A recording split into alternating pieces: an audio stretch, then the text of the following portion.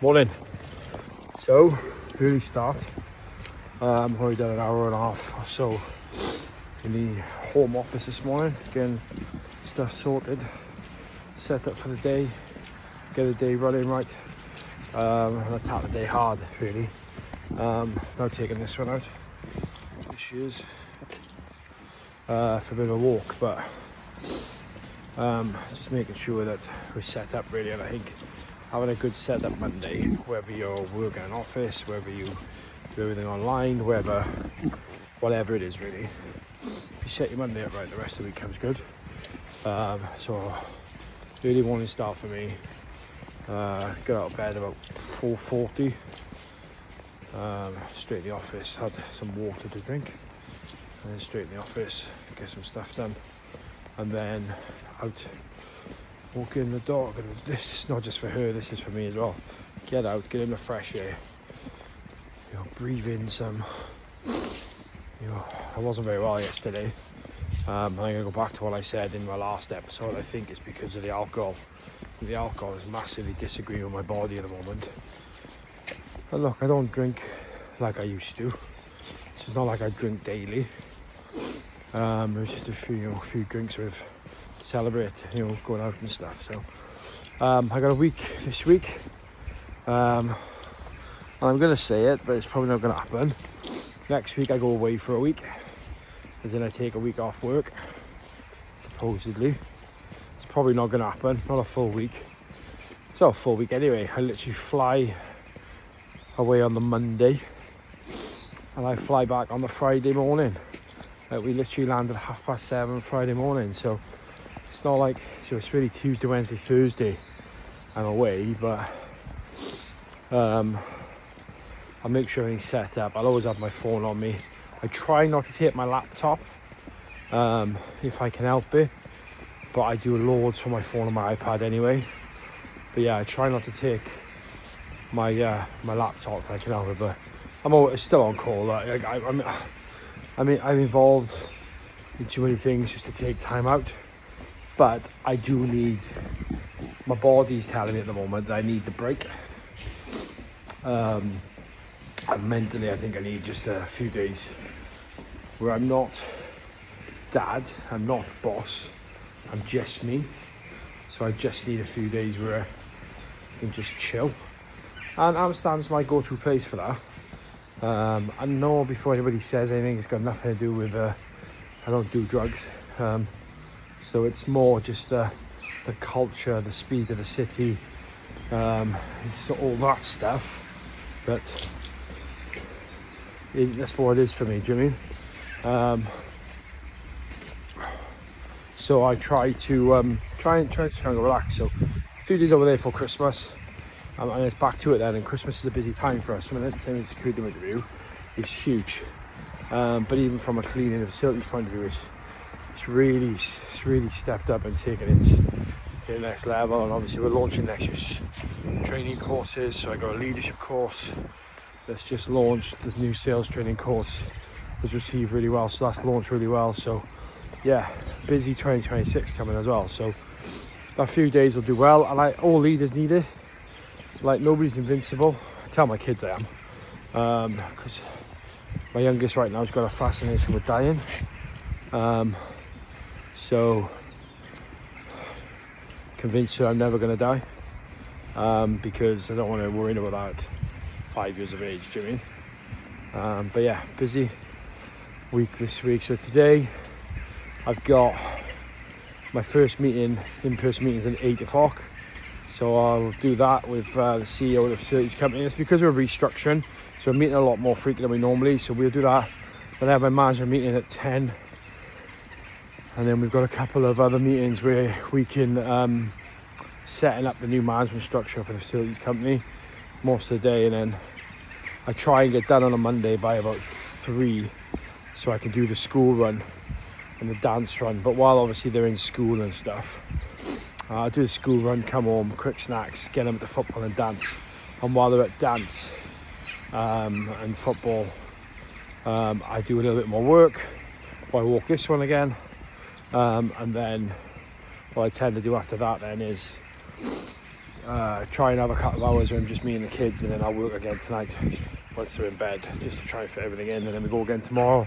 Tomorrow I normally have my NLP therapy session, which again, can't recommend enough, but it sounds really bad, but I'm struggling to fit it in, so I'm trying to move things around to get in at the moment.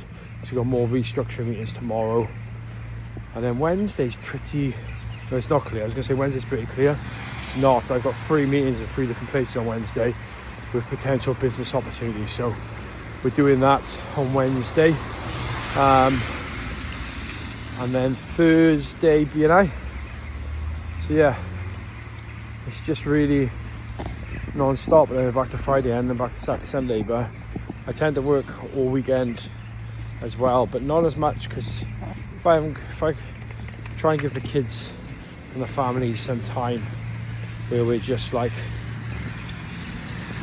not on the go, and it's needed, to be honest. And Wednesday night football, put that in there as well, because it keeps me fit.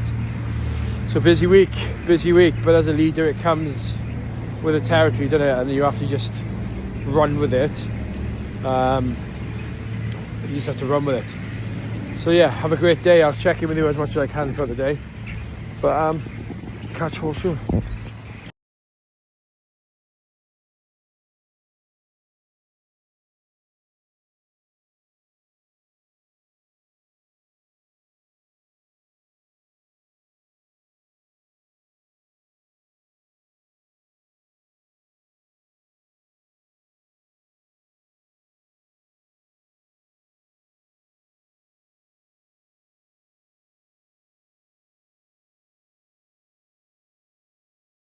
What a day, and I'll post some stuff that you'll see how good the day's been. But it's been busy. It's been a busy day. 5 a.m. start this morning. Loads done. Walking this one again. Seems to be the only time I got some time together, isn't it? To myself. So, but yeah, good restructure meeting this morning. Restructure's actually in place now, and we're talking to the staff. We're setting up the management model, and we're doing everything we need to do now, so it's good. Ops managers informed, construction manager informed, facilities company, and the supervisors. Meeting with them now quite regular. It's good. So I spent most of the day with her, and then, as you do in leadership, you have to fly down to a construction site because we had some issues down there with staff, and this is where we have to make a decision on the fly.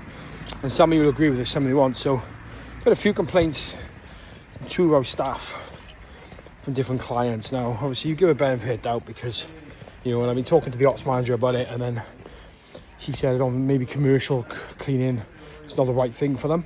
Understandable, no problem. So they've had a few warnings, structured meetings, you know, informal meetings, and then we moved into construction. So new manager, new start, disaster 10 days. I think out of the 15 cleans they've done, we've had 8 complaints. So it's a bit of a shit show, to be fair. So went down today. They've been on a site today with a client. The client's incredible, been with us a while. So my construction manager rings me and says, look, great meeting today, because we obviously have a management meeting on a Monday for the CEO meeting. He says to me, we need to I've got to go down to this client because they're not happy. I said, what do you mean they're happy? I thought, no, not happy. I said, all right, do you need to jump in? So I dropped everything. I cleared my afternoon diary, moved some things around, spoke to my assistant, said, look, move some stuff around, let's go. So I dropped everything, got in the car, drove down, met my construction manager on site. I said to the client, here we are. You didn't have to come. I was like, no, if there's an issue and you're threatening to quit, threatening to leave us as a client, then I'm you. So jumped in, walked the site, was willing to walk in and try and defend my boys and my team. Opposite happened. I walked in, the service was poor. So I was red-faced and embarrassed. And it turns out that these 2 people, these 2 staff members that we've given a chance to have a chat, just don't care, because they hadn't even, they'd confirmed to the client that they'd done all this stuff, but actually they hadn't done any of it. They hadn't even touched the one space that they said they were going to do. So we had to then investigate, look around it, and it was just embarrassing. Just pure embarrassment as a leader. As a leader, an owner, an operator, whatever you want to call it, it was embarrassing. Just embarrassing. So we decided, so I apologised, told me to get a new team there tomorrow and we'll fix all the issues. And then we left. So me and the construction manager had a conversation. So I said to him, my words was this: if it wasn't me making this decision now and it's purely a decision made by you, what would you do? And he said, well, I don't want to use him again. Okay, there's number one. So we've got a new team. So we're not going to use these boys again because we've got a new team. Fantastic. What's the next thing that you would do? So he said, I wouldn't want him representing my company. Okay, well, there's your answer. So they're on a final warning. We pull them in. We ask them their reasoning. And if the reasoning is not damn well good, they go. They absolutely go. And we decide there and then that they're going to go, because nothing in their reasoning could be good enough for them to lie to him. Nothing in their reasoning can be good enough to make it be to do what they did. So they're gone 100%. We called a meeting straight away and we removed them from the business. Because they let me down, they've let themselves down, they've let my construction manager down, and they're the client down. And as a leader, sometimes you've got to think, what is it that, how do we make these decisions? Do you know what I mean? Sometimes you've got to decide, how do we make these decisions? She's pulling a bit today. Come on, what are you pulling for? And what decision is best for the business? And sometimes you've got to take emotion out of it, and it's not a decision that's best for the person. It's a decision that's best for the business.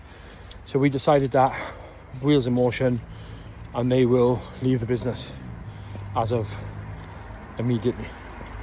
Obviously followed all HR procedures, of course, but I don't tolerate fools. I don't tolerate idiots. You do a job. Don't do the job, don't do it. Piss off. Do you know what I'm saying?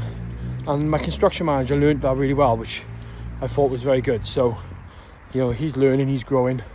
I'm working really alongside him. Then it got into a full-on debate with my daughter about going to dance. So she's 5, decided she didn't want to go dance today. She's too tired. We've made a commitment, you're going. I'm not going, I'm tired. Well, you've made a commitment, so you're going. But I'm tired. No, we made a commitment, you're going. I don't want to go, Dad. Okay. If you don't go tonight, that's it, we don't go. We either show up because you made the commitment, we paid for it, you wanted to go, or you give it up altogether. She decided, I don't want to go. I said, fine, you give it up altogether then. Now, you guys might think that's harsh, but I'm not bringing my kids up to think they can willy-nilly work their way through life. You made a commitment, you made a decision to go to that dance session. They're expecting you. You don't want to go, you're not going again. And it's not about cost. Cost doesn't come into it. It's peanuts. It's about the commitment that they've made. You're saying to my son, not so much now, he loves it, but before, don't want to go to football. I'm tired. You made a commitment to that team. You're the goalkeeper. Without you, they're screwed. You made a commitment. You're going. He loves it now, but for a good 6 months, that was the battle every Saturday.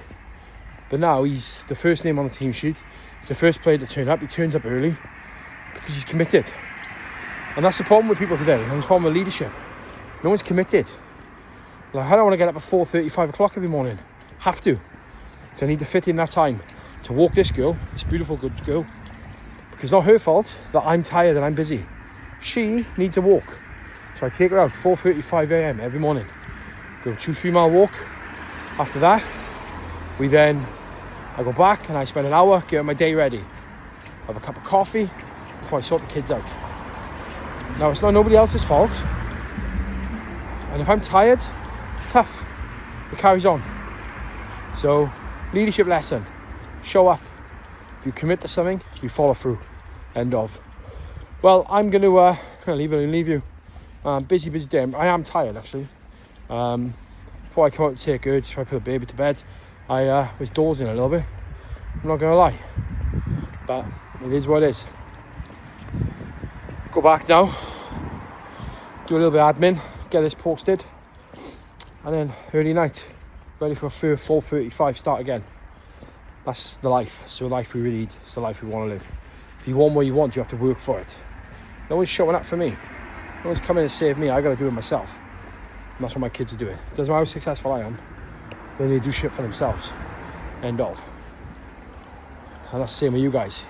Not happy in your job? Quit. Want more money? Work harder. Not happy in a relationship? Leave.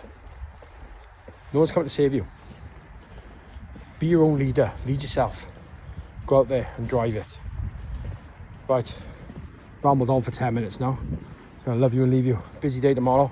First meeting 7:30, and then a full day meetings all day, back to back. Have a great day. Thank you for listening. Oh, don't forget, I'll leave a little note. Sales training 28th of January 2026, Makeover Hotel, Newport. Sales training. You want to be the best salesman? Come do it.